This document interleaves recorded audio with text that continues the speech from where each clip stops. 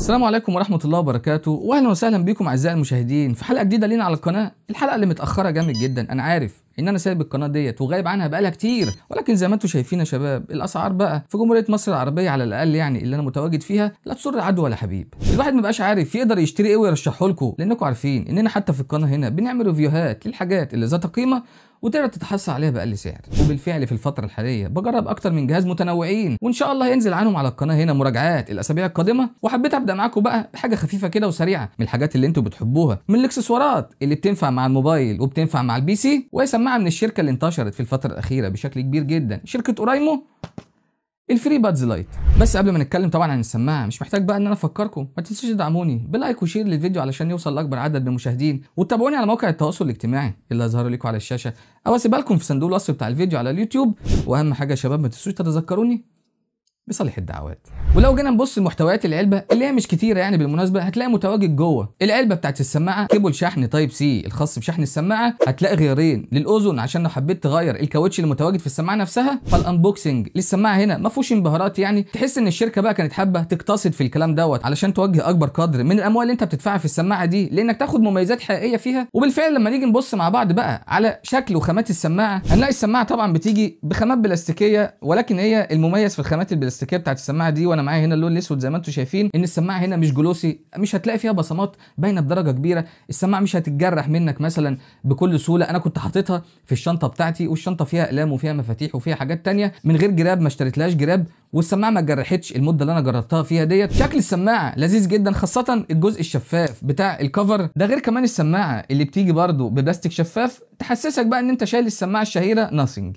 وهتلاقي طبعا الكفر مكتوب عليه اورايمو من قدام، في الزرار بتاع البيرنج من الجنب، مدخل التايب سي من تحت، وفي لمبه الاشعارات اللي بتنور معاك اول ما تفتح الكفر دوت، بالاضافه لانها بتنور معاك بنور مختلف لما البطاريه بتكون بتشحن او يكون الشحن فيها قليل، وتختلف الاضاءه اول ما البوكس بيكمل شحن. اما من حيث مواصفات السماعه اللي هي التقنيه بقى، السماعه هنا بتيجي ببلوتوث فيرجن 5.3. النطاق طبعا او المدى بتاع البلوتوث دوت 10 متر زي غالب السماعات يعني، بس بيقل طبعا مع وجود حواجز. وقت الاستخدام الفعلي للسماعات زي لما الشركه بتقول هي 8 ساعات، يعني ممكن تقل حاجه بسيطه، ولكن الاستخدام بتاعها مبهر، ولسه هوضح لك طبعا قدام. مع وقت كل الاستخدام بالشحن كمان اللي بيوفره البوكس ده للسماعات يصل ل 40 ساعه. بتقدر تشحنها شحن سريع لمده 10 دقائق، يديك حوالي 120 دقيقه استخدام. السماعه فيها مايكين علشان الاي ان سي او عزل الضوضاء بالنسبه للمكالمات، ولكن هنرجع للنقطه دي في اخر الفيديو لانها مش من نقاط قوه السماعه. في برنامج الشركه بتوفره على الاب ستور سواء للاندرويد او للايفون، تقدر تنزله على الموبايل وتتحكم فيه في بعض خصائص السماعه، وتقدر تعدل في الجوده بتاعه الايكولايزر، خاصه لو الموبايل بتاعك مش بيوفر لك الكلام دوت في السيتنج الرئيسي بتاعه. بالاضافه طبعا لان فيها جيم مود،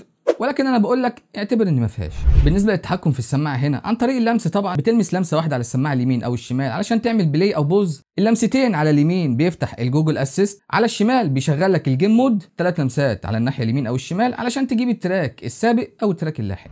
فنقدر نقول السعر بتاع السماعه هنا مناسب جدا للجوده والامكانيات والمميزات اللي هي بتديها لك، وتقدر تتغاضى عن العيوب اللي فيها اللي لسه هنتكلم عنها قدام، لان السماعه بتتوفر بسعر بيتراوح ما بين 430 جنيه ل 550 في العروض اللي انتوا عارفين انها متواجده دلوقتي طبعا على المواقع المختلفه، سواء عروض من الشركه نفسها منزله السماعه بسعر مخفض، او حتى عروض على كوبونات بتقدر تتحصل عليها. فما فيش سماعه حاليا تعتبر بتقدم لك الجوده اللي بتقدمها لك السماعه ديت بنفس السعر ده. الصوت بتاع السماعه في الميوزك او في الفويس حتى الصوت جيد جدا، البيز في السماعه عالي وعريض، وتقدر كمان تعليه اكتر عن طريق الموبايل بتاعك. ده غير طبعا الايكولايزر اللي متواجد في البرنامج الخاص بالسماعه اللي تقدر تتحكم فيه بكل اريحيه. وبالفعل الصوت اللي كان خارج من السماعه مرضي جدا، تقدر تقول ان التريبل فيها هو اللي مش اعلى حاجه. الصوت بتاع السماعه عريض اكتر من كونه كريسب، ولكن في المجمل صوت مقبول، ومش هتحس باي اختلاف الا لو كنت بتستخدم سماعه من السماعات الغاليه جدا. الشكل بتاع السماعه نفسها شكل جيد جدا، خاصه اللون الاسود.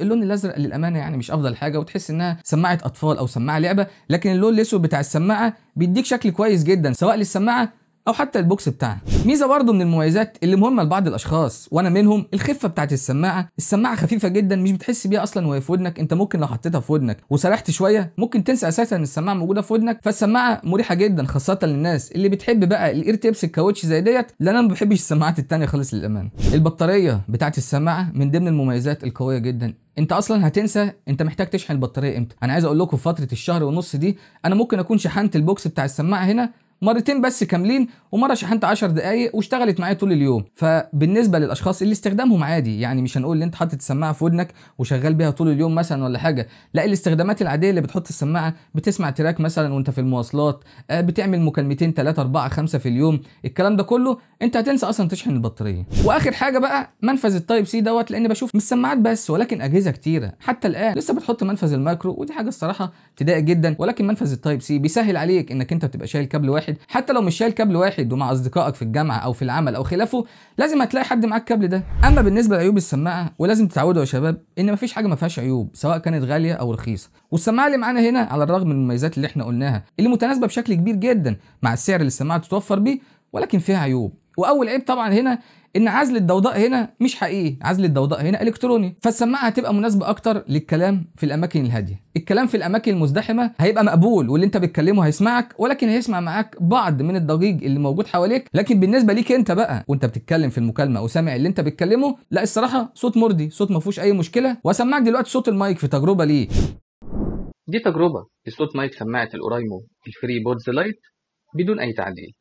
تاني عيب واللي اديتكم نبذه عنه في اول الفيديو، ان الجيم مود هنا اعتبره مش شغال، لان هو وان كان بيقلل الديلي بنسبه صغيره ولكن لسه في ديلي. بل افاجئك بقى ان في ديلي حتى في بعض برامج الميديا المشهوره جدا زي الفي ال سي. لو انت مشغل فيديو على الفي ال سي هتلاقي في ديلي ما بين بق اللي بيتكلم لو انت شايفه وما بين الصوت اللي انت سامعه. حتى بعد ما تشغل الجيم مود الديلي بيقل بدرجه بسيطه، بس برضه لسه موجود. ولكن انا قلت لك ان دوت في بعض البرامج مش في كل البرامج. يعني البرنامج الرئيسي بتاع تشغيل الفيديوهات مثلا على تليفون شاومي مش هتلاقي فيه ديلي، لكن انك تجيب السماعه زي ديت علشان المستهدف من وراها انك انت هتلعب بيها جيمز وجيمز احترافي، انت بتلعب جيمز طول اليوم، اهتمامك الرئيسي هو الجيمز وخلافه، لا ما تجيبش السماعه دي. عيب تاني برضه، التحكم في السماعه عن طريق التاتش مش جيد بدرجه 90 او 80 حتى في المية. هتشتغل مره مرتين ثلاثه معاك وهتعلق معاك في مره لازم. واخر عيب بقى، وهو عيب يعني الصراحه انا شايف ان هو ما كانش المفروض يبقى متواجد في سماعه زي دي. لما بتشيل السماعه من ودانك وتكون مشغل ميديا على اي منصه سواء يوتيوب او على برنامج حتى على الموبايل،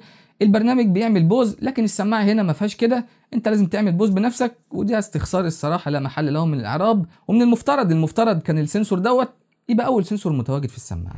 بس كده يا شباب، ودي كانت حلقه سريعه كده عن سماعه اشتهرت في الفترة الأخيرة بسبب سعرها زي ما قلنا والمميزات المتوافقة بدرجة كبيرة مع السعر اللي بتقدمه لك السماعة دي. أتمنى إنكم استمتعتوا بالحلقة معايا زي ما أنا استمتعت معاكم بيها، وأتمنى يا شباب إنكم ما تنسوش تدعموني بلايك وشير للفيديو علشان يوصل لأكبر عدد من المشاهدين، لأننا طبعا متوقفين بقالنا فترة وأكيد الريتش بتاع القناة هيبقى واقع خالص. وتتابعونا على مواقع التواصل الاجتماعي اللي هظهر لكم على الشاشة أو هسيبها لكم في صندوق الوصف بتاع الفيديو على اليوتيوب.